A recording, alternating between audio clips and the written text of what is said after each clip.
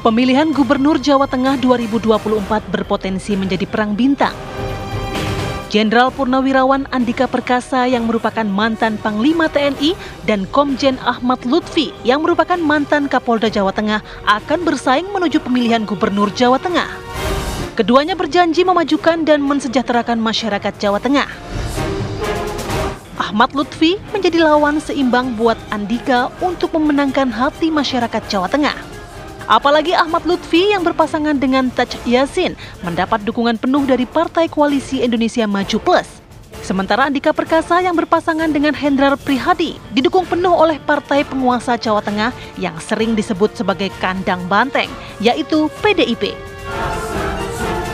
Akankah perang bintang ini bisa berjalan secara baik?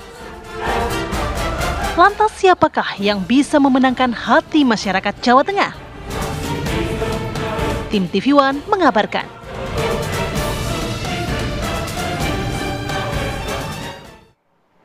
Baik, perang bintang yang akan terjadi di Jawa Tengah karena ada nama Ahmad Lutfi, ada nama Andika Perkasa yang akan berlaga di Pilkada Jawa Tengah. Kita akan membahas sebagai hal ini dengan ada Prof. Burhanuddin Muhtadi. Selamat pagi, Assalamualaikum. Waalaikumsalam, Rati, Alfat. Ya Prof, ini nampaknya yang berlaga di Jawa Tengah nggak kaleng-kaleng nih ya. Dua bintang besar begitu ya dengan prestasinya masing-masing. Satu dari TNI, satu dari Polri walaupun keduanya sudah purna tugas gitu ya. Tapi kalau melihat dari mungkin kultur atau karakter dari Jawa Tengah sendiri, figur-figur ini cukup nantinya diperhatikan juga nggak oleh masyarakat, atau mungkin Jawa Tengah yang lebih mementingkan partainya dibandingkan figurnya? Dalam pilkada, demikian juga dalam pilpres, itu figur lebih menentukan ketimbang mesin partai. Dan tentu saja PR buat PD Perjuangan untuk menyukseskan paket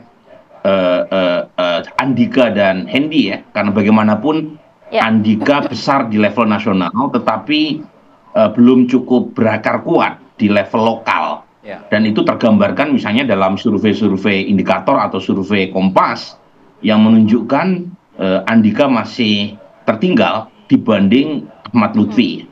Tetapi buat saya Andika masih punya waktu untuk mengejar ketertinggalan karena didukung oleh partai yang sangat kuat di Jawa Tengah, kisaran sekitar 30-35%.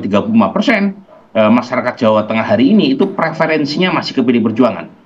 Artinya meskipun secara personal Andika masih tertinggal, tetapi masih ada waktu untuk mengejar ketertinggalan. Oke, Prof, kalau kita melihat latar belakang mereka masing-masing, ada yang dari TNI, ada yang dari Polri begitu. Seberapa besar pengaruh latar belakang ini terhadap kondusivitas pilkada di Jateng nantinya? Ya, memang keduanya punya latar belakang yang berbeda ya dari sisi profesi, tetapi harapan saya keduanya tidak menarik institusi masing-masing untuk terlibat dalam kompetisi elektoral. Jadi jangan sampai aparat polisi atau aparat TNI ditarik untuk masuk dalam gelanggang pemilu, karena itu akan membahayakan stabilitas politik, juga akan membahayakan netralitas TNI dan Polri. Jadi ini sekaligus pesan keras saya sampaikan, jangan sampai pertarungan elektoral ini membawa masalah buat institusi TNI dan polisi yang kita hormati ya. Tentu saja kita tidak bisa melarang kalau misalnya ada purnawirawan, entah itu TNI atau Polri yang terlibat dalam proses dukung-mendukung, tetapi buat yang masih aktif karena mereka pegang senjata, jangan sekali-kali ya masuk dalam area yang panas ini. Jadi pesan keras dari Prof. Burhan ya. Prof, tadi kalau mengatakan terkait survei, selama ini kan nama Andika Perkasa tadi dikatakan masih potensial karena mesin partai dari PDIP sendiri masih menjadi kandang banteng begitu ya untuk Jawa Tengah. Tapi kalau melihat nama-namanya ini, yang pertama Ahmad Lutfi ini kan top of mind dari masyarakat Jawa Tengah. Kedua pasangannya, ya ini calon wakilnya ada Taj Yassin. Ini juga masih masuk dalam 3 besar. Nah, kalau untuk pasangan dari PDIP sendiri, Anda melihatnya seperti apa? Apakah juga masih cukup potensial nantinya untuk menjadi lawan tangguh dari Ahmad Lutfi dan juga Taj Yassin? Ya, Ratih, pasangan Andika itu kader internal PD Perjuangan, Mas Hendi ya, Mas Hendrar panggilannya Mas Hendi. Mantan wali kota Semarang yang punya rekam jejak yang sangat baik membenahi kota Semarang. Tetapi kalau kita lihat latar belakangnya, itu sama-sama berasal dari partai yang sama, yaitu PD Perjuangan. Sementara kita tahu di Jawa Tengah ini salah satu basis NU.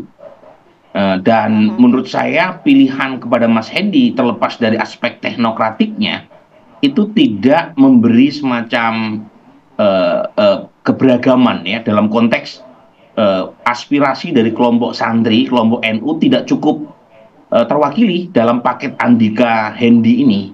Nah ini agak berbeda misalnya dengan Lutfi ya.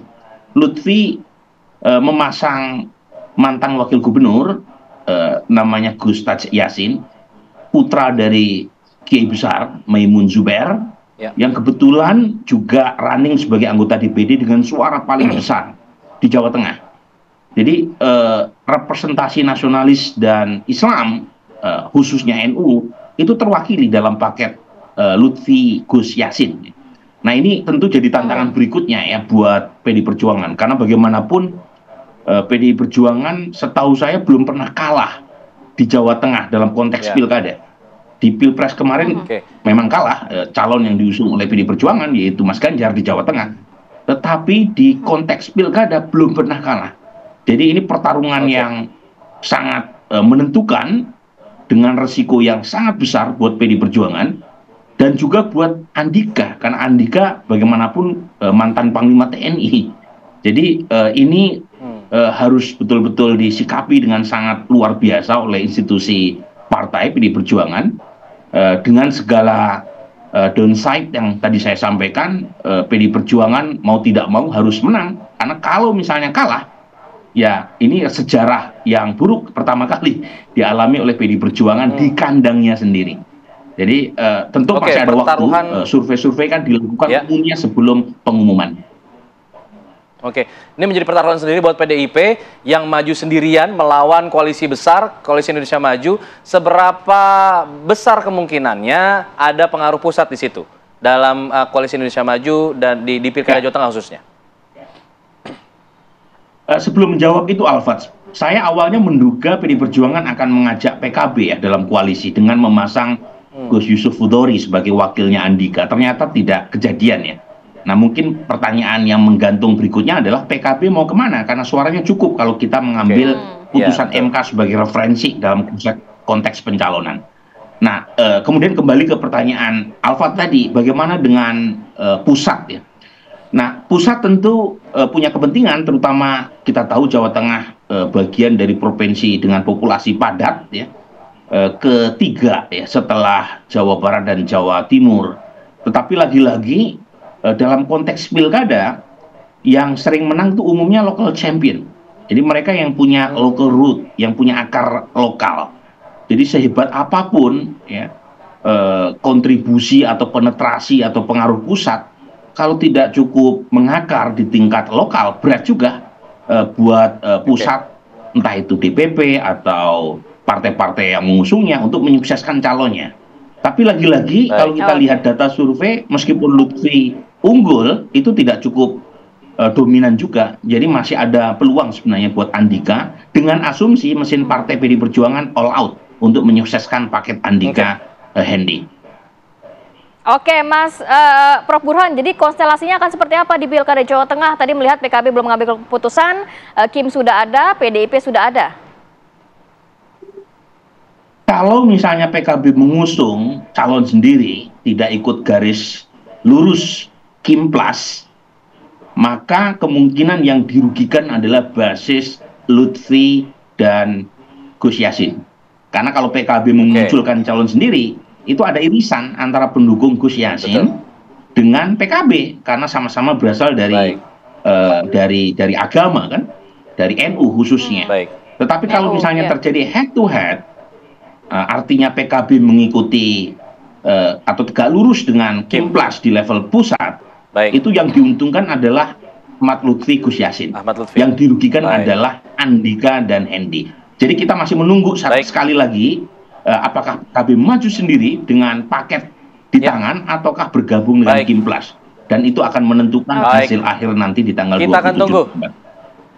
Baik, terima kasih Prof. Burhan atas analisanya pada pagi hari ini. Kita akan tunggu seperti apa nanti pergerakan dinamika politiknya. Selamat pagi, Prof. Burhan. Pagi. Pagi Alfat, pagi Rati.